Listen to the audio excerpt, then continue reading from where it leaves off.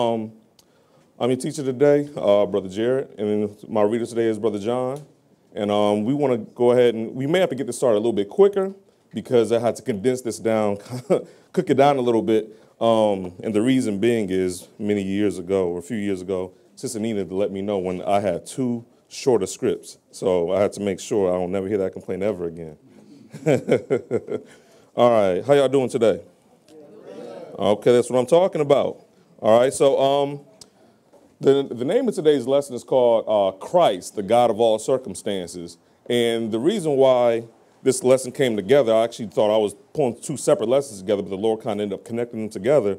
So as I hear different, situations from people, ups and downs, just living life, sometimes everything's good, sometimes it's not so good. But one underlying theme I started noticing was that a lot of times the people are starting to forget who's controlling the circumstances, who's the one allowing certain things to happen and preventing other things from happening, the one that's orchestrating everything. So I want to make sure that we put on the record who's the one in control. Christ, the God of all circumstances. And we're going to go ahead and get this lesson started in 2 Corinthians, verse 13. 2 Corinthians, chapter 13, rather.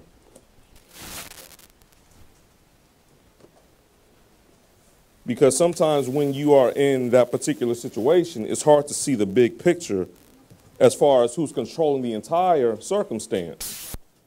2 Corinthians chapter 13. And Brother John, when you get there, can you pick this up at verse 8?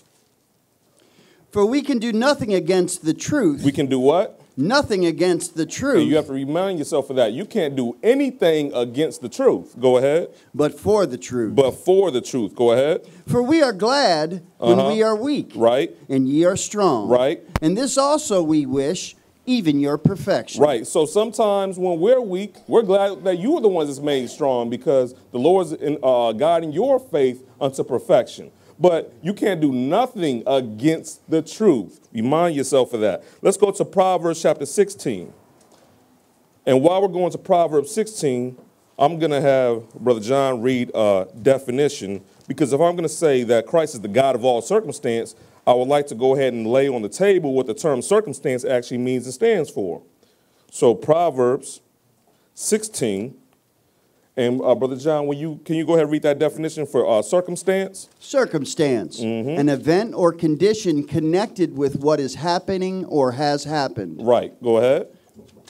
A fact or event that makes a situation the way it is. Something that's making a situation the way it is. Go ahead. Events that change your life over which you have no control. Events that does what? Change your life. That sometimes you don't have what? Any control. The one thing that you have is choice. The Lord has always given that to mankind. You have the choice to choose life, choose death, good, evil. But the circumstance, the situation by which you have to choose from, the Lord's controlling that. He controls that what? That circumstance. So that's what I'm speaking of. So now let's go to Proverbs 16 and verse 7. Because it's, for the one that's making the decision, it's good for them to understand that the Lord is guiding the entire outcome.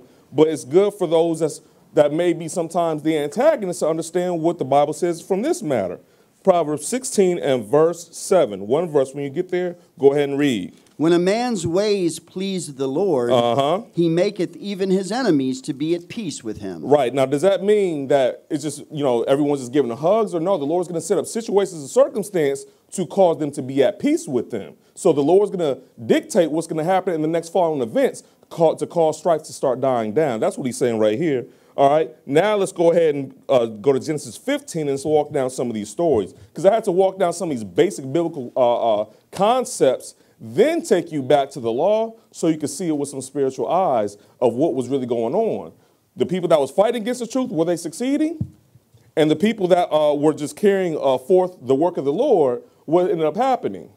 Did they end up having enemies being at peace with them? Or were they turning around and falling lower and lower? So we're going to find out. Genesis 15, and we're going to pick this up at verse 12. Genesis 15 and verse 12. When you get there, go ahead and read. And when the sun was going down, a deep sleep fell upon Abram. And lo, an horror of great darkness fell upon him. So Abraham, or this is Abram at the time, is having like a nightmare. Go ahead. And he said unto Abram, Know of a surety that thy seed shall be a stranger in a land that is not theirs. Right. He's already telling them, know of a surety that your seed is going to be a stranger in a land that's not theirs. The seed hasn't even came about yet, but he's already telling them the end from the beginning. Go ahead. And shall serve them, and they shall afflict them 400 years. 400 years, go ahead. And also that nation whom they shall serve will I judge. Right. And afterwards shall they come out with great substance. And thou shalt go to thy fathers in peace. Yep. Thou shalt be buried in a good old age. Hit verse 16. But in the fourth generation... In which generation? In the fourth generation... Right. They shall come hither again. They're going to come here again. Go ahead. For the iniquity of the Amorites is not yet full. Because this has to deal with the Amorites. So we understand that the 400 years was not talking about the 400 years in America, because we went through so many captivities. It's ridiculous. So he's not walking past, I'll just run down some of the list. He's not walking past the Mesopotamians, the Canaanites, the Moabites, the Philistines, the Midianites, the Assyrians, the Babylonians, the Medo-Persians, the Grecians, the Romans, to now get 400 years in America? No, that doesn't make sense. It's talking from the original captivity, which was Egypt. So that's what it's speaking about. But now let's go ahead and back up to verse 3. Because let's go ahead and get some understanding about what he had told him before he had that nightmare, where he told them the end from the beginning. Verse 3.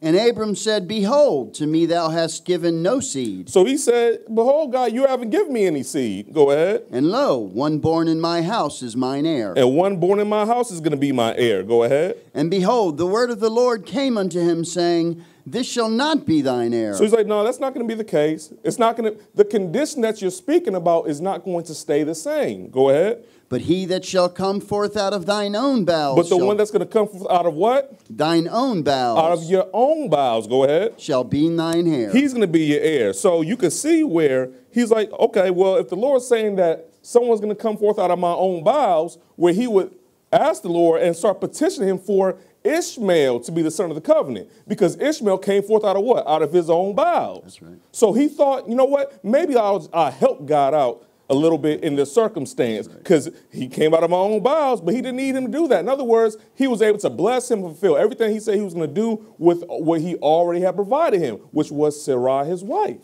Okay, let's go ahead and jump down to, let's go to Genesis 17. Genesis 17. Genesis 17, let's pick it up at verse 14. 17 and 14. And when you get there, go ahead and read. And the uncircumcised man-child, whose flesh of his foreskin is not circumcised, that soul shall be cut off from his people. Right. He hath broken my covenant. Go ahead. And God said unto Abraham, As for Sarai thy wife, right, thou shalt not call her the name Sarai, yep, but Sarah shall her name be. Correct, go ahead. And I will bless her, and give thee a son also of her. Yea, I will bless her, and she shall be a mother of nations. Right, so he had already went and made Ishmael. He just went and said, I'm going to kind of help the God out, and already went and made Ishmael, but he's going back and speaking with the original ingredients that he already had, which was him and his household and his wife, and he's going to go back to the original plan and say, I'm going to go ahead and I'm going to bless all nations through Isaac. Go ahead. Kings of people shall be of her. Then Abraham fell upon his face and laughed, and said in his heart. So Sarai didn't laugh first, huh? Who laughed first? Abraham. Go ahead. Shall a child be born unto him that is 100 years old? And shall Sarah that is 90 years old bear? And Abraham said unto God, Oh, that Ishmael might live before thee. See, this is when you have to catch yourself and realize when you kind of going against the plan of God. Because right now, Abraham is kind of bucking against what the Lord just pronounced and said is going to come to pass. So he's saying, oh, let Ishmael be the son of the covenant. You know, the work that I tried to do to help God out. Go ahead. And God said, Sarah thy wife shall bear thee a son indeed. Right. And thou shalt call his name Isaac. Because Isaac means laughter. So he already said, no, in fact, I'm going to make sure you name your son after what you did when I said what I was going to do. You're going to name him Isaac, which means to laugh. Go ahead. And I will establish my covenant with him for an everlasting covenant, and with his seed after him. Right. And people have to stop and ask themselves, when Abraham had that dream, who was it that gave Abraham that dream, talking about the end from the beginning? That they was going to come back in the fourth generation, for the iniquity of the Amorites is not yet full. Who was it that closed Sarai's womb in the first place? So I'm putting these questions on the table so we continue to see the hand of the Lord is over the entire circumstance through the continuation of all these stories. All right, that was verse 19? Yes, sir. Okay, hit verse 20. And as for Ishmael, I have heard thee. Behold, I have blessed him, and will make him fruitful, and will multiply him exceedingly. Right. 12 princes shall he beget, and I will make him a great nation. Now, why is he doing this? Because the Lord God does not lie, because Ishmael did come out of his bowels, right? So he said, okay, you went and tried to gerrymander your own thing, but I'm still going to bless him. He's going to get this, a similar blessing as far as being a great multitude, like I'm going to do out of Isaac and Jacob, which came later. But what you have here is he's still going to follow through and bless Ishmael. Okay, let's go to Genesis 18 and pick it up at verse 9. Genesis 18 and verse 9. We're going to walk through Genesis for quite some time because you have to get the stories so that way we can continue showing who's in control. Genesis 18 and verse 9. When you get there, go ahead and read. And they said unto him, where is Sarah thy wife? Right. And he said, behold, in the tent. Right, because this is when the Lord showed up with two angels, and they say, she's in the tent. Go ahead. And he said, I will certainly return unto thee according to the time of life. Right. And lo, Sarah thy wife shall have a son. And Sarah heard it in the tent door which was behind him. Now Abraham and Sarah were old and well stricken in age, right. And it ceased to be with Sarah after the manner of women. Go ahead. Therefore Sarah laughed within herself, now saying, we're seeing Sarah laugh, because a lot of times people point to Sarah laugh, but they don't ever point out Abraham was laughing. In other words, don't just point at the women. You have to show what the men was doing first, because the name was already called before Sarah even had a chance to laugh. Go ahead. After I am waxed old, shall I have pleasure, right. My Lord being old also? Go ahead. And the Lord said unto Abraham, wherefore did Sarah laugh, saying, shall I of a surety bear a child, which am old? Is anything too hard for the Lord? Right, that's a good question. Is there anything too hard for the Lord, even a virgin conceiving? Go ahead. At the time appointed I will return unto thee, according to the time of life, and Sarah shall have a son. And Sarah shall have a son. It's already appointed. It's already appointed. Let's keep this moving. Let's go to Genesis 21. Let's go to Genesis 21. And let's pick it up at verse 1. So we're going to see the Lord enact what he said he was going to do. Hit it at verse 1. When you get there, go ahead and read. And the Lord visited Sarah as he had said, and the Lord did unto Sarah as he had spoken. Right, go ahead. For Sarah conceived and bare Abraham a son in his old age, right. At the set time of which God had spoken to him. Because hold on 1 second. So pretty much you've seen Isaac already come to pass, but you already had Hagar mocking Sarai. You know, because Hagar had already bared Ishmael, and she was starting to mock, Sarai, even though she was her servant. But we're going to jump down to verse 9 and see someone else doing some mocking. Verse 9. And Sarah saw the son of Hagar, the Egyptian, right. which she had borne unto Abraham, mocking. The son of Hagar. So who else is mocking here? Ishmael. Ishmael's mocking too. Go ahead. Wherefore she said unto Abraham, cast out this bondwoman and her son. For the son of this bondwoman shall not be heir with my son, even with Isaac. Oh, now she's talking like she believes God now, huh? Now all of a sudden she's talking, about the heir and now talking about Isaac. It's going to come through Isaac now. Go ahead.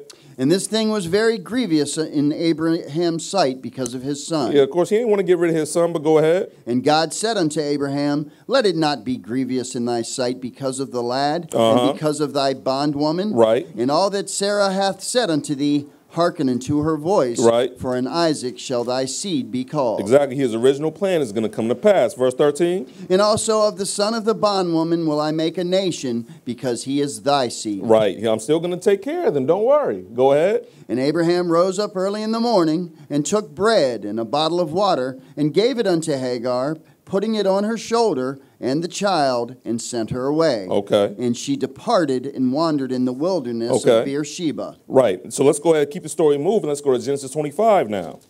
So we're seeing it start, the family line from Abraham start breaking out. It goes Abraham, it went Ishmael, then you have Isaac. Let's break this family line down some more. Genesis 25, and let's pick it up at verse 21. 25 and verse 21, and when you get there, go ahead and read. And Isaac entreated the Lord for his wife. Well, why did he have to treat the Lord for his wife unless Rebekah's womb was already closed up?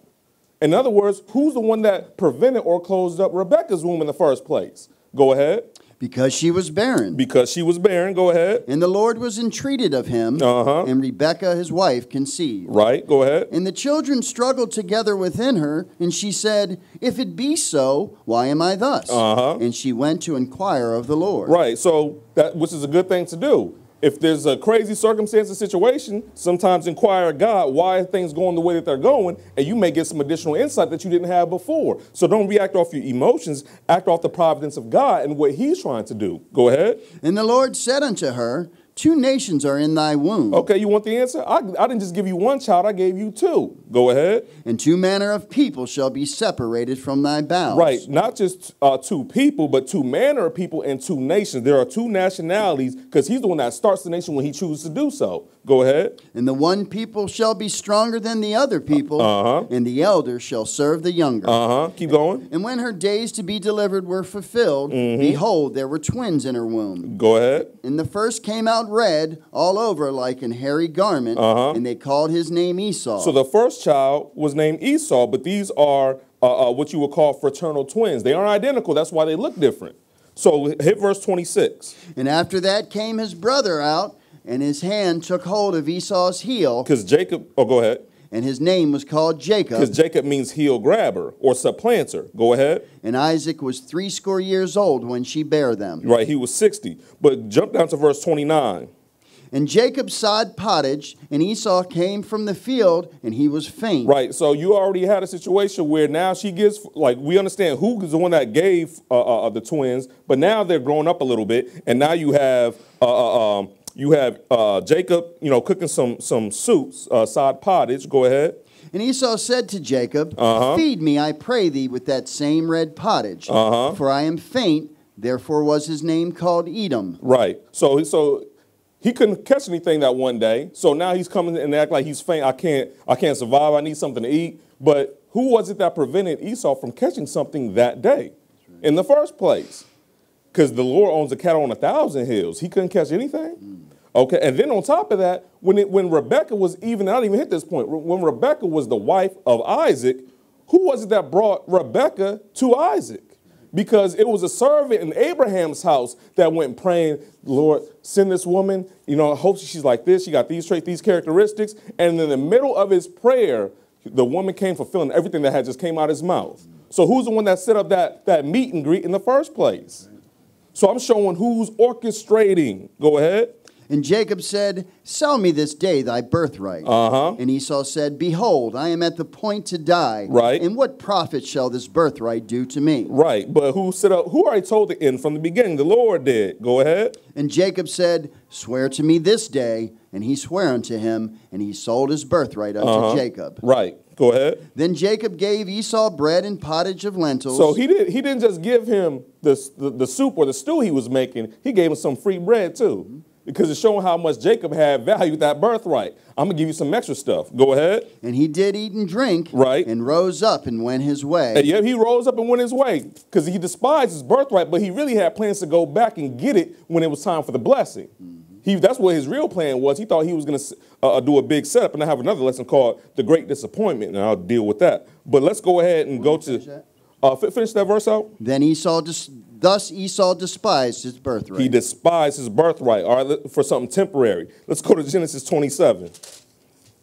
Let's go to Genesis 27, and let's pick it up at verse 1. When you get there, go ahead and read. And it came to pass, when Isaac was old, and his eyes were dim, so that he could not see, he called Esau his eldest son, and said unto him, My son. And he said unto him, Behold, here am I. So now you have Isaac, his eyesight's failing.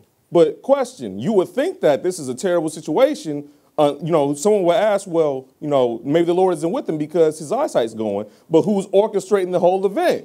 So his eyesight is decreasing for a reason. Go ahead. And he said, behold now, I am old. I know not the day of my death. Right, because he's getting ready to walk down the blessings. Let's hit verse 4.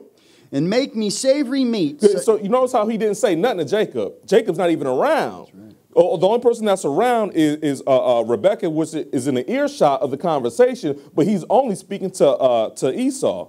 Go ahead and hit verse 4. Such as I love, right, and bring it to me, that I may eat, that my soul may bless thee before I die. Right, because in other words, it sounds like Esau's about to get this thing. His plan is getting ready to succeed, unless the Lord already has this game fixed. Let's jump down and hit verse 22.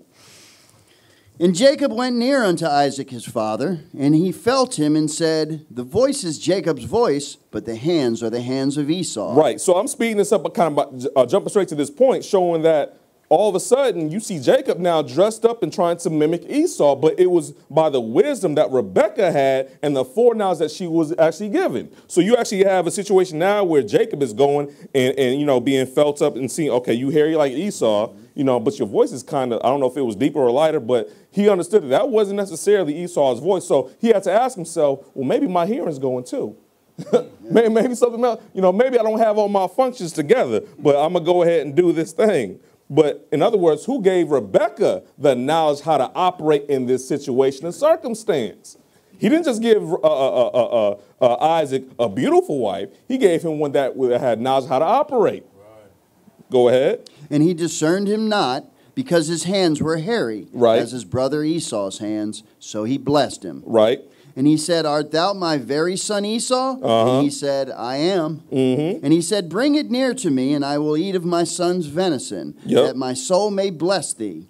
And he brought it near to him, and he did eat. And he brought him wine, and he drank. Go ahead. And his father Isaac said unto him, come near now, and kiss me, my son. Right. And he came near and kissed him, and he smelled the smell of his raiment, and blessed him, and said, see, the smell of my son is as the smell of a field which the Lord hath blessed. So if you think that your vision's already gone, you're here and you think, okay, I can't tell if it's my oldest son or not, then you got to go with the next sense, which is olfactory, which is your nose, right? You have to smell out the situation. So he's trying to use all the senses he can to discern, am I doing this the right way? Go ahead. Therefore God give thee the dew of heaven, and the fatness of the earth, and plenty of corn and wine. Let people serve thee, and nations bow down to thee. Be Lord over thy brethren, and let thy mother's sons bow down to thee.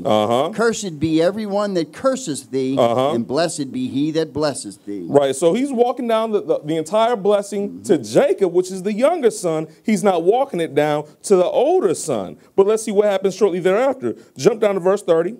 And it came to pass, as soon as Isaac had made an end of blessing Jacob, and Jacob was yet scarce gone out from the presence of Isaac, his father, that Esau his brother came in from his hunting. Right. In other words, the Lord is over the timing of situations, right? Because he had just scarce gone out. The Lord knows how to, make sure the timing is just right, and it's not necessarily in our time. Go ahead. And he also had made savory meat, and brought it unto his father, and said unto his father, let my father arise and eat of his son's venison, that thy soul may bless me. Keep going. And Isaac his father said unto him, who art thou? Who's this? Go ahead. And he said, I am thy son, thy firstborn Esau. Now he realized something is up, but it's too late. The Lord's will was already executed. Go ahead. And Isaac trembled very exceedingly and said... This is the thing, because Isaac is trembling exceedingly because he knows it's his responsibility to make sure that the blessing is passed on to the right individual. So he's thinking he wasn't on his job. No, the Lord was orchestrating it using who else? His wife. In other words, it's not all just you. You have to include the wife of your covenant too. See what I'm saying? Go ahead. And said, who? Right. Where is he that hath taken venison and brought it me? And I have eaten of all before thou camest and have blessed him. Yea, and he shall be blessed. He shall be blessed. Go ahead. And when Esau heard the words of his father, he cried with a great and exceeding bitter cry, and said unto his father, bless me, even me also, O my father. But actually, we aren't going to hit that whole story. That's a whole nother lesson on its own. But let's go ahead and go to Genesis 37. So what just happened here? You had Abraham that already tried to, kind of buck against God and try to say, no, I want Ishmael to get the blessing. Then you had Isaac that said, the firstborn, I'm going to give it to Esau, but the Lord said, it's going to go to Jacob. It was already foretold before it happened. So now you see this thing going on, continuing to go on and on to see that the Lord is in control of the entire situation. Let's go to Genesis 37 and pick it up at verse 5. Genesis 37 and verse 5. I'm not going to give y'all too much time to turn there because we're staying in the same book right now. Y'all can be able to handle that. Hit verse 5. When you get there, go ahead and read. And Joseph dreamed a dream. So now there's a whole story dealing with Jacob and how he was treated. He thought he was going to get one wife. He ended up getting two. And then he ended up getting an additional two on top of that concerning, that's the way that the Lord grew the 12 tribes. But now there's one son he had, which was named Joseph, which came from Leah, because Leah had her womb closed too, but who orchestrated that and who allowed her to give birth to who? Joseph. You had the Lord God, Israel of all circumstances, orchestrating that as well. So now Joseph is on the scene, and now what's going to happen? Go ahead. And Joseph dreamed a dream, and he told it his brethren, and they hated him yet the more. Right, and they hated him even more. Go ahead. And he said unto them, Hear, I pray you, this dream which I have dreamed. Right, because he's getting ready to break down some dreams that the Lord has given him. So I like putting that out there. Who's giving Joseph these dreams? The Lord is. Go ahead. For behold, we were binding sheaves in the field, and lo, my sheaf arose, and also stood upright, and behold, your sheaves stood round about, and made obeisance to my sheaf. Made obeisance. In other words, pay respect unto my sheaf. Go ahead. And his brethren said to him, Shalt thou indeed reign over us? Or shalt thou indeed have dominion over us? Right, because you're starting to see some strife being built within the house. But what's going on, the hand of the Lord is still playing along here. But when you understand it from the bigger picture, the strategic view, the tactical back and forth, that shouldn't really matter. Because you understand the Lord's controlling the whole situation. Right. So they over here getting mad and all this, that, and the other over what the Lord gave him. He didn't choose, Lord, can I get a drink? No, he didn't ask for that. The Lord is the one orchestrating the whole mission. Go ahead. And they hated him yet the more for his dreams. They hated him for what? His dreams. So who are they really hating? Go ahead. And for his words. And for his words. So all he did was tell what the Lord gave him as far as the dream. Go ahead. And he dreamed yet another dream and told it his brethren and said, Behold, I have dreamed a dream more. They like, here it go again. Go ahead. And behold, the sun and the moon and the 11 stars made obeisance to me. And he told it to his father and to his brethren, and his father rebuked him. Now and his said father did him, what? His father rebuked him. But his father didn't understand who's controlling the situation right here. Go ahead. And said unto him, What is this dream that thou hast dreamed? Shall I and thy mother and thy brethren indeed come to bow down ourselves to thee to the earth? Right. And his brethren envied him, but his father observed the saying. His father observed. That's the showing some wisdom. He observed the saying. But let's jump to verse 18. And when they saw him afar off, they saw Joseph coming to his brethren saw Joseph coming to him from afar off. Go ahead. Even before he came near unto them, they conspired against him to slay him. Here it go. Go ahead. And they said one to another, Behold, this dreamer cometh. Hey, here come that dreamer. You know who this is speaking like that. I mean, hit you so hard. That's nice. That's a nice jacket. I'll make it, man. Okay. Take it out my account.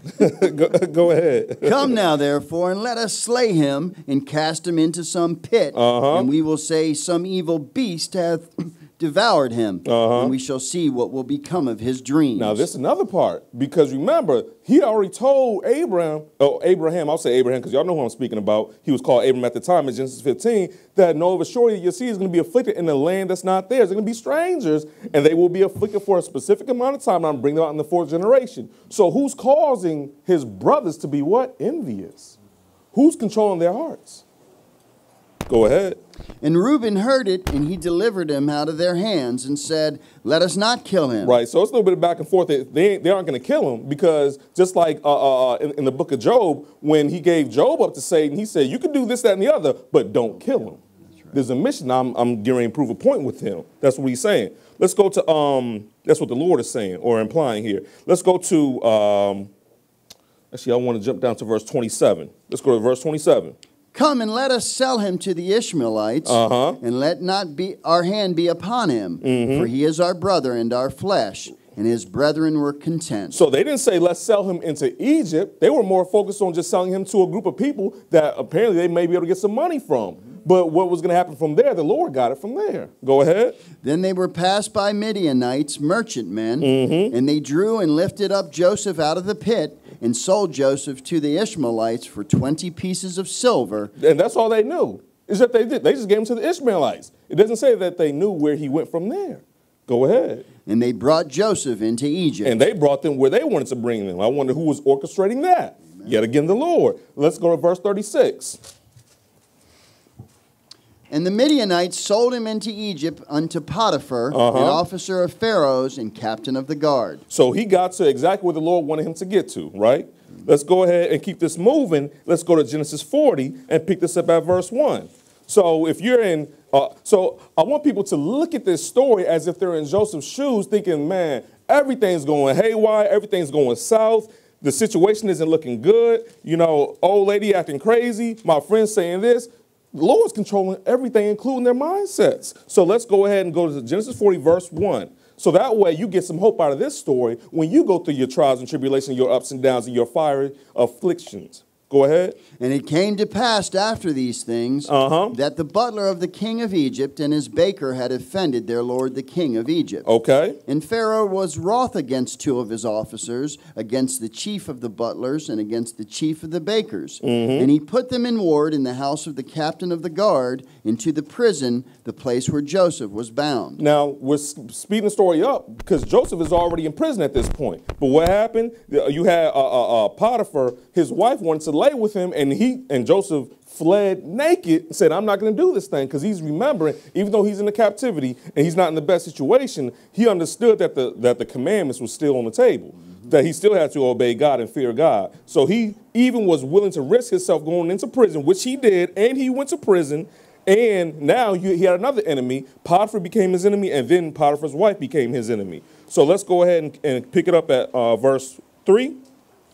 Oh, we at 3? No, we're at 4. We're at 4. I'm sorry, hit verse 4. And the captain of the guard charged Joseph with them, and he served them, and they continued a season in ward. And they dreamed a dream, both of them. So now the two individuals that's in this condition with Joseph are now getting dreams. But ask yourself, who allowed these two individuals to go to prison in the first place? Who allowed the two thieves on the cross next to Jesus to be strung up at that same time in the first place? So who sent them there for this particular time to give them this particular dream in this particular season with this particular captive next to him? Go ahead. Each man his dream in one night, each man according to the interpretation of his dream. The butler and the baker of the king of Egypt, which were bound in the prison. Yep, keep going. And Joseph came in unto them in the morning, and looked upon them, and behold, they were sad. And he asked Pharaoh's officers that were with him in the ward of the Lord's house, of his Lord's house, saying, Wherefore look ye so sadly today? Now, that's food for thought too. This is a captive sold by his own brethren, taken into Egypt, and now in prison, and he's asking other prisoners, why are y'all sad? Food for thought. Go ahead. And they said unto him, We have dreamed a dream, and there is no interpreter of it. And Joseph said unto them, Do not interpretations belong to God? Belong to who? To God. He's speaking with wisdom too. Go ahead. Tell me them, I pray you. Let's jump all the way down to verse 21. He says, just tell it to me. Go ahead. And he restored the chief butler unto his butlership again, and he gave the cup into Pharaoh's hand. So you had one individual, the butler, returning back to his position, just as Joseph had let him know by the interpretation of his dream, and you had another thing happen to the other person. Go ahead. But he hanged the chief baker, as Joseph had interpreted to them. So that's letting you know, even though he's in this circumstance, God is still with him. Go ahead. Yet did not the chief butler remember Joseph, but forgot him. Right. So who set up that situation for the chief butler to forget Joseph? Because he told him, hey, just put a good word in for me. I gave you some insight. It came to pass. How, look out for your boy, as we say. So ask yourself, who allowed the chief butler to forget Joseph? Now go ahead and jump down to Genesis 41 and pick it up at verse 25. Genesis 41 and verse 25. When you get there, go ahead and read. Do y'all see the Lord orchestrating the whole situation yet? Is it starting to become clear and clear? I hope so.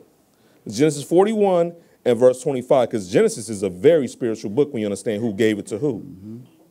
Go ahead. And Joseph said unto Pharaoh, the dream of Pharaoh is one. God hath shown Pharaoh what he is about to do. So who allowed Pharaoh now to have a what? A dream. Right. Who's still orchestrating?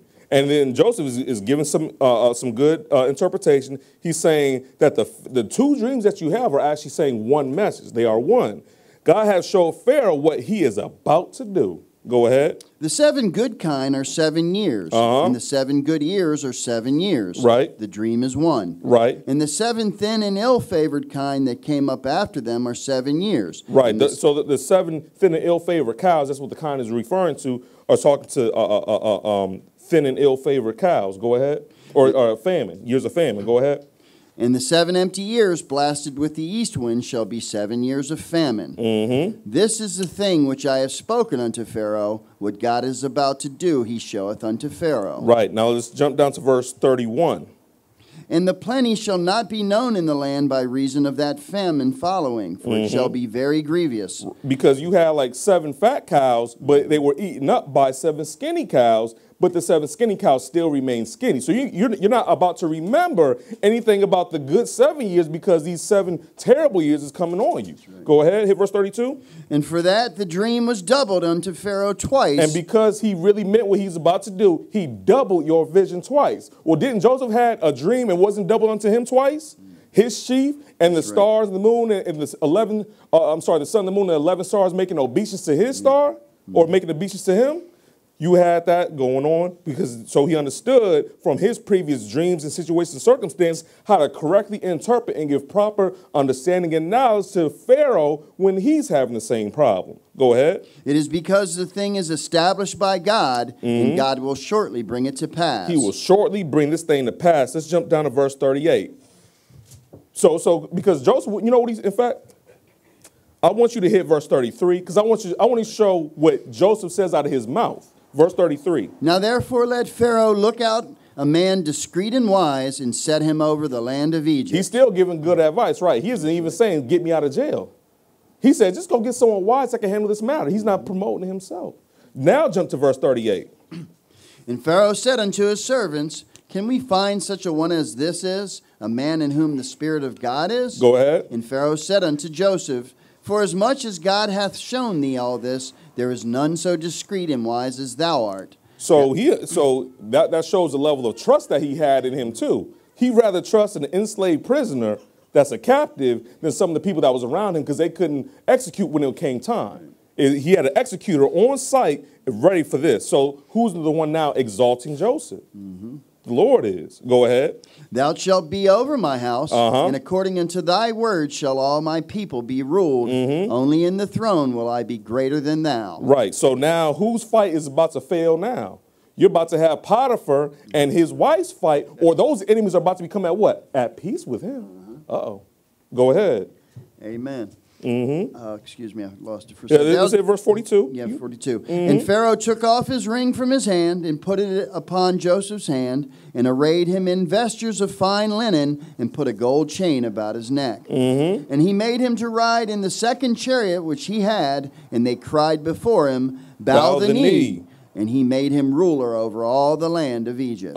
Keep going. And Pharaoh said unto Joseph, I am Pharaoh, and without thee shall no man lift up his hand or foot in all the land of Egypt. Right. Now all of a sudden, they put some respect on his name. He gave him a different name for him to put some respect on. Zapathneah. But let's jump down to verse 54.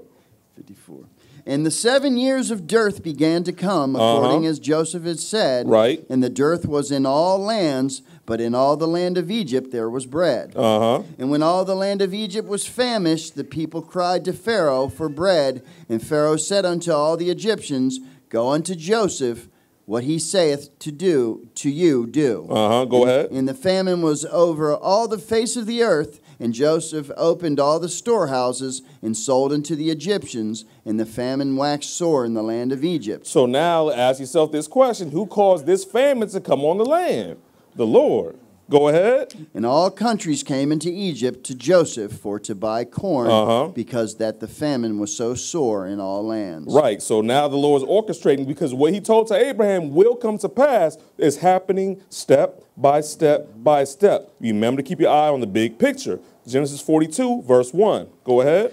Now when Jacob saw that there was corn in Egypt, Jacob said unto his sons, why do ye look one upon another? And he said, behold, I have heard that there is corn in Egypt. Get you down thither, and buy for us from thence, that we may live and not die. I wonder who brought the message to Jacob that there's corn in Egypt. Go ahead. And Joseph's 10 brethren went down to buy corn in Egypt. Right. Let's jump all the way down to verse 7. And Joseph saw his brethren, and he knew them, but made himself strange unto them, and spake roughly unto them. And he said unto them, whence come ye? And they said, from the land of Canaan to buy food. Right. So now he spots, here they go again now. They was my enemies before, but what's going to happen? Keep going. And Joseph knew his brethren, but they knew him, not him. And Joseph remembered the dreams. Now, question, why didn't they know him? We understand that this is another lesson dealing with, that the sons of Ham and the sons of Shem that were the seed of Jacob were actually similar in complexion. But this right here is showing that they had no idea where the Midianites took their brother. So they didn't think, we getting ready to go right back where we took our brother. They didn't even have an inkling that he would be there, let alone be in the position there that where he's at. Go ahead and keep going. What verse you at? I'm at 9. You at 9? Go ahead and hit verse 9. And Joseph remembered the dreams which he dreamed of them. Now he's starting to remember. Hold up. The Lord gave me a dream way back when. Now it's starting to hit him. Maybe the Lord is orchestrating this thing. Let's execute. Go ahead. And said unto them, ye are spies. You are spies, because now you're a little bold now. You a bunch of spies coming up in here. Go ahead. To see the nakedness of the land ye are come. Go ahead. And they said unto him, nay, my lord. No, what do they say? Nay, my lord. Nay, my lord. Go ahead. But to buy food are thy servants come. Go ahead. We are all one man's sons. We are true men. Thy servants are no spies. Now he's starting to show when they start, we true. Now they're right. They are of one man. However, they weren't being true. Go ahead. And he said unto them, nay, but to see the nakedness of the land ye are come. And they said, thy servants are 12 brethren, the sons of one man in the land of Canaan. Now they spoke of all 12 brethren, but let's hear the lie again. Go ahead. And behold, the youngest is this day with our father. They left Benjamin behind, the youngest, but go ahead. And one is not. And one is not. Oh, that one is not, but yet it is. It's standing right before him, huh? Okay, let's keep going. Let's go to Genesis. Let's hit verse 45. So there's a whole story with that where he's kind of playing around with them and putting instruments in their bags, and they taking it back, and he's like messing around with them a little bit. But, he's getting his pound of flesh. But Genesis 45, and picking up at verse 1. So after a while, he couldn't take it no more. He had to spill the beans, as we say. Genesis 45 and verse 1. Go ahead. Then Joseph could not refrain himself before all them that stood by him. And he cried, cause every man to go out from me. And there stood no man with him, while Joseph made himself known unto his brethren. Right. And he wept aloud, and the Egyptians in the house of Pharaoh heard. Right, go ahead. And Joseph said unto his brethren, I am Joseph. Doth my father yet live? It's time for the big reveal. And now it's starting to dawn on them. Hold up. The Lord is orchestrating this as well. So now the big reveal. I'm Joseph, the one that you sold into captivity. Go ahead.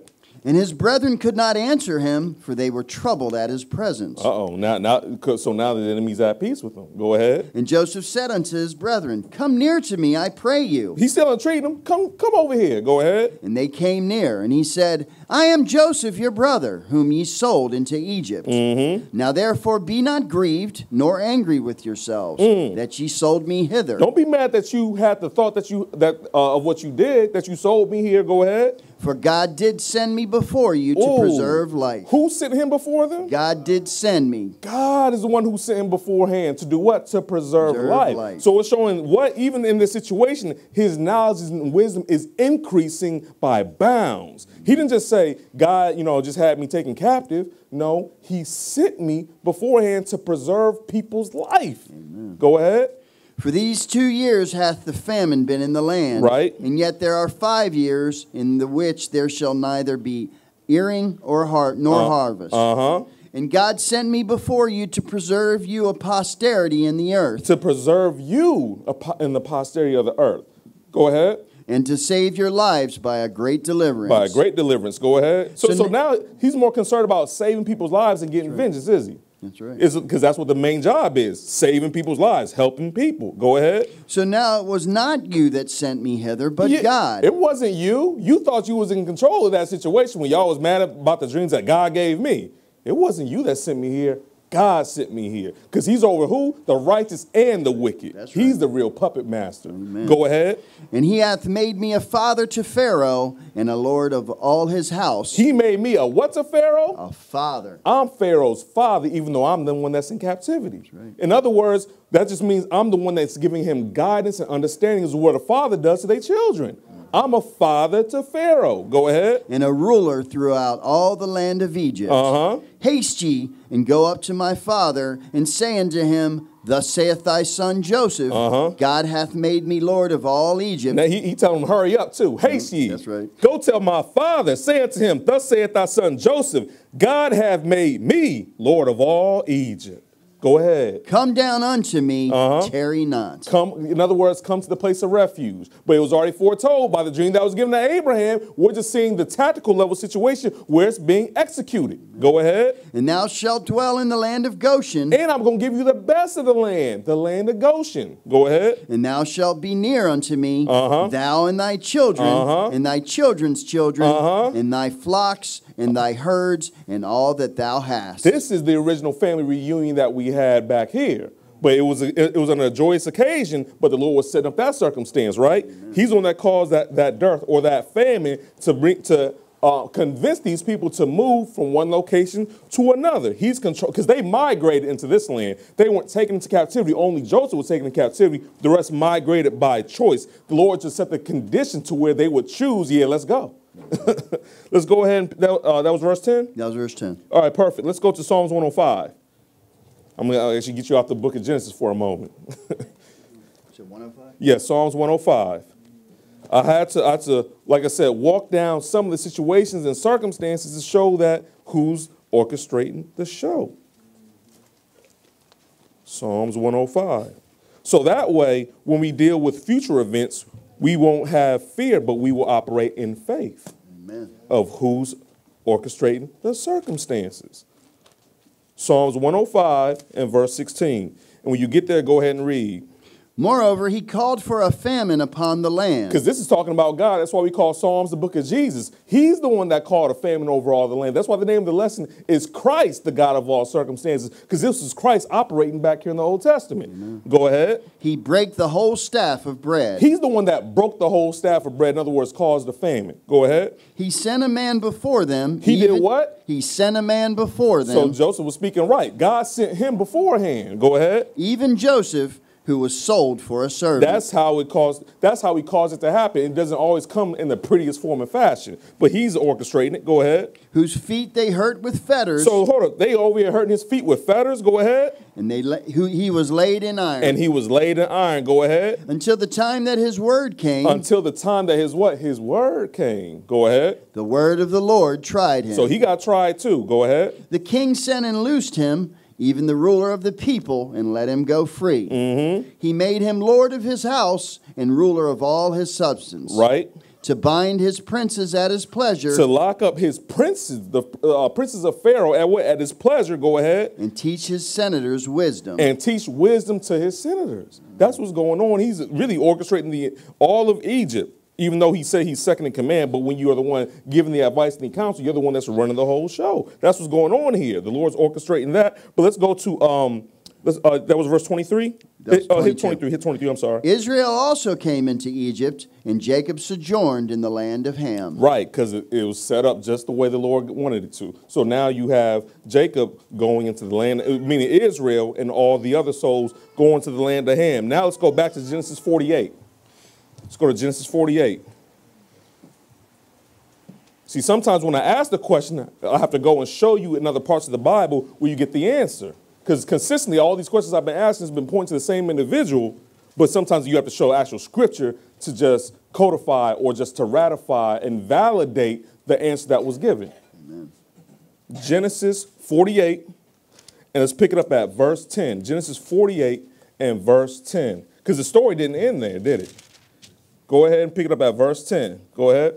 Now the eyes of Israel were dim for age, so that he could not see. And he brought them near unto him. Hold on, so Israel is Jacob, right? That's right. So his father went blind. Now who else is going blind? He's going blind. Jacob, Israel. Who's causing that to happen? Go ahead. And he brought them near unto him, and he kissed them and embraced them. Right, go ahead. And Israel said unto Joseph, I had not thought to see thy face, and lo, God hath shown me also thy seed. Right. I didn't think I'd ever see you again. Not only have I seen you, but I saw your children too. Right. So he's happy. Jump down to verse 13. And Joseph took them both, Ephraim in his right hand, towards Israel's left hand. So now the blessing is getting ready to happen. He's getting ready to bless the two sons of Joseph. So he's bringing forth Ephraim and Manasseh. Go ahead. And Manasseh in his left hand towards Israel's right hand, and brought them near unto him. Right, so he tries to put Manasseh, the oldest, near Jacob or Israel's right hand. Go ahead, because Joseph thinks it's going to get ready to happen the way he thinks it's going to happen. Go ahead. And Israel stretched out his right hand and laid it upon Ephraim's head. Hold up, but he said, no, I'm going to put my right hand near Ephraim, and I'm going to put my left hand near Manasseh. In other words, I'm switching it up. Just like you had the situation where the oldest was blessed second and the youngest got the original blessing, like you had with Jacob. Go ahead. Who was the younger, and his left hand upon Manasseh's head, guiding his hands wittingly, for Manasseh was the firstborn. Right, he guided his hands wittingly. In other words, he knew what he was doing. Go ahead. And he blessed Joseph and said, God, before whom my fathers Abraham and Isaac did walk, the God which fed me all my life long unto this day, right, the angel which redeemed me from all evil, bless the lads, and let my name be named on them, and the name of my fathers Abraham and Isaac, and let them grow into a multitude in the midst of the earth. Let them grow into a multitude in the midst of the earth. So you had to get the blessing for them to get the numbers, right? Let them grow into a multitude, but he's blessing Ephraim and Manasseh, and he's switching it up. So it's not what Joseph may think it's going to be. So not only did Jacob try to fight, I'm sorry, not Jacob, but Abraham and Isaac tried to fight, you also had Joseph trying to fight against this. Go ahead. And when Joseph saw that his father laid his right hand upon the head of Ephraim, it displeased him. It displeased him. Go ahead. And he held up his father's hand to remove it from Ephraim's head unto Manasseh's head. So, Brother John, cross your hands. So he's like, no, Pops, no. It's this son and this son. But he's like, no, I know what I'm doing. Get up off me, son. Go ahead. And Joseph said unto his father, Not so, my father. Right, go ahead. For this is the firstborn. Put thy right hand upon his head. And his father refused and said, I know it, my son, I know it. He also shall become a people, and he also shall be great. But truly his younger brother shall be greater than he, and his seed shall become a multitude of nations. That sounds reminiscent of what Jacob had, right? He said, no, not so. Get up off me. You know how we do. This is Israel.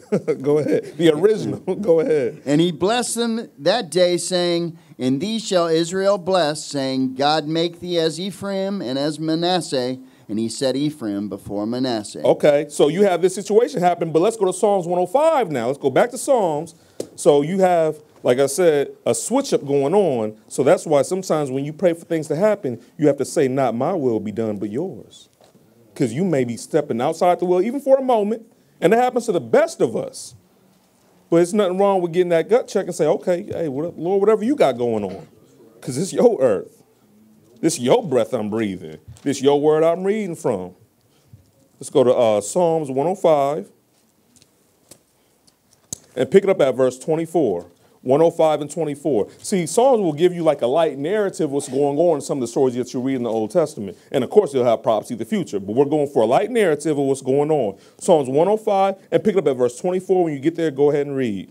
And he increased his people greatly and made them stronger than their enemies. He turned their heart to hate his people, to deal subtly with his servants. Hold up. So who caused the hearts of Egyptians to be turned against the children of Israel? It says he turned their hearts to hate his people. That's right. To deal subtly with his servants. Now let's go back to Exodus 1. Let's go see this get played out. In other words, there's someone operating in the background. when you go read the book of Esther, you will not read anywhere where it mentions the word the Lord or God. But if you read that story very carefully, you will understand someone's operating in the background. Who took away the sleep of the king? Who allowed Haman to think he was getting ready to take down all the Jews? Who's the one that gave Esther her beauty?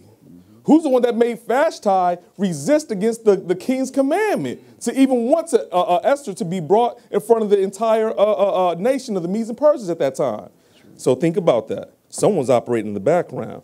Exodus chapter 1 and pick it up at verse 8. Exodus 1 and verse 8. When you get there, go ahead and read. Now there arose up a new king over Egypt, which knew not Joseph. And he said, so who set up this new king? Go ahead. And he said unto his people, Behold, the people of the children of Israel are more and mightier than we. Because that blessing was executed. Go ahead. Come on, let us deal wisely with them, lest they multiply. And it come to pass that when there falleth out any war, they join also unto our enemies and fight against us, and so get them up out of the land. I wonder where they're getting this bright idea from, because the Lord's executing this whole situation. Go ahead. Therefore they did set over them taskmasters to afflict them with their burdens. And they built for Pharaoh treasure cities, Python and Ramses. Go ahead. But the more they afflicted them, the more they multiplied and grew. Because you can't stop the blessing of God. Go ahead. And they were grieved because of the children of Israel. And the Egyptians made the children of Israel to serve with rigor. And they made their lives bitter with hard bondage, in mortar and in brick, and in all manner of service in the field. All their service wherein they made them serve was with rigor. Okay, now jump down to verse 17, because you had this new king. He tried to say, he talked to Shifra and Pua, whenever they have a male son, kill it. But if it's a child, it's a girl, save that daughter alive, because he's trying to exterminate the nation. But let's go ahead and pick it up at verse 17. Let's see how the women responded. Because what that king at the time didn't realize, he's fighting against God. However, the Lord's using him to even bring about this situation, because there's a bigger picture even within that. Go ahead. But the midwives feared God. Go ahead. And did not as the king of Egypt commanded Go them, ahead. but saved the men children alive. Yep, go ahead. And the king of Egypt called for the midwives and said unto them, Why have ye done this thing, and have saved the men children alive? And the midwives said unto Pharaoh, Because the Hebrew women are not as the Egyptian women. Right. For they are lively and are delivered ere the midwives come in unto them. Right. In other words, he set up a situation where they were giving birth quicker than they could get to them. They didn't have cell phones back in the day. They didn't have FaceTime. They didn't have two-way. They didn't even have pages back then. And we think that's ancient. But actually, let's keep it moving. Let's go to Exodus 2 and verse 1. Okay. So you have the situation where what ended up happening is they had all these sons, and they ended up trying to kill a bunch of them, but still a situation, these people trying to fight against God, he still set up this other circumstance. Exodus chapter 2, verse 1. When you get there, go ahead and read. And there went a man of the house of Levi, and took to wife a daughter of Levi. Yep, you had Amram take Jochebed. Go ahead. And the woman conceived and bare a son. And when she saw him that he was a goodly child, she hid him 3 months. She hid him for 3 months. Go ahead. And when she could not longer hide him, she took for him an ark of bulrushes and daubed it with slime and with pitch, and put the child therein, and she laid it in the flags by the river's brink. So she's just putting it in the water. Go ahead. And his sister stood afar off to wit what would be done to him. And the daughter of Pharaoh came down to wash herself at the river. And it just so happens that the daughter of Pharaoh just so happens to be in that same body of water. Go ahead. And her maidens walked along by the river's side. And when she saw the ark among the flags, she sent her maid to fetch it. And when she had opened it, she saw the child, and behold, the babe wept. And she had compassion on him, and said, This is one of the Hebrews' children. This is one of the Hebrews' children. So while but Pharaoh is going out trying to slay all the young men of the house of Israel, the Lord has shown his power. All you have to do is put a child in a basket and just send it upstream. They over here fighting all these people, and he's, lo and behold, sending this individual right in your house. Go ahead. Then said his sister to Pharaoh's daughter, Shall I go and call to thee a nurse of the Hebrew women, that she may nurse the child for thee? Right, go ahead. And Pharaoh's daughter said to her, Go. And the maid went and called the child's mother. So next thing you know, you think the situation is dire and it's getting ready to be the worst situation, and you about to get a blessing on top of that. Not only did she get her child back, she got paid for taking care of her own child. Go ahead. 9. And Pharaoh's daughter said unto her, take this child away and nurse it for me, and I will give thee thy wages. And I'm going to pay you. You get ready to get paid by Pharaoh's daughter. Go ahead. And the woman took the child and nursed it. And the child grew, and she brought him unto Pharaoh's daughter, and he became her son. And she called his name Moses, and she said, because I drew him out of the water. Because Moses means born from the water. And this individual was a prototype of the individual who we know is Christ that came in the New Testament. So back then you had an individual who didn't have a Hebrew name getting ready to save a nation. Right. That should be a message for those in the new book. Understand that this individual is not going to come in a Hebrew name, and he's still getting ready to save the people, no matter how much they kick. Go ahead. And it came to pass in those days when Moses... I'm sorry, what verse you at? 11. You have verse 11? Yep, go ahead. And it came to pass in those days when Moses was grown, that he went out unto his brethren and looked on their burdens, and he spied an Egyptian smiting a Hebrew, one of his brethren. And he looked this way and that way. So he did what? You know how we look out. This way. You know, he looking out. Go ahead. And when he saw that there was no man, he slew the Egyptian and hid him in the sand. So who allowed for that situation to occur where this individual just so happens to be smiting this other individual, and Moses got the thought and they said, I'm gonna deal with this myself. Because can't no one be born or die without the Lord giving the A-OK, right? So I wonder who orchestrated this event. Go ahead. And when he went out the second day, behold, 2 men of the Hebrews strove together. And he said to him that did the wrong, wherefore smitest thou thy fellow? So this killer is apparently just trying to make peace out of the situation. He's just trying to make peace. Go ahead. And he said, who made thee a prince and a judge over us? So who made this stiff-necked Hebrew say this to him at this time? Go ahead. Intendest thou to kill me as thou killedst the Egyptian? Who made sure that someone else saw what had happened? Go ahead. And Moses feared and said, surely this thing is known. He said, oh boy, man, it's about to be everywhere. Go ahead. Now when Pharaoh heard this thing, because he did hear about it, go ahead. He sought to slay Moses. But Moses fled from the face of Pharaoh and dwelt in the land of Midian, and he sat down by a well. So he went and took off to the land of Midian. But let's now keep it moving. Let's go to Exodus chapter 3 and pick it up at verse 1. So now he's taking off and fleeing to the land of Midian, which just so happens to be right where the Lord's going to introduce himself to him, because the dream he gave to Abraham must come to pass. Exodus 3 and verse 1. When you get there, go ahead and read. Now Moses kept the flock of Jethro, his father-in-law, the priest of Midian, and he led the flock to the backside of the desert and came to the mountain of God, even to Horeb. He came to where? The mountain of God. So that was God's mountain. He just so happened to be there at this time. In other words, the Lord's plan is coming right on time.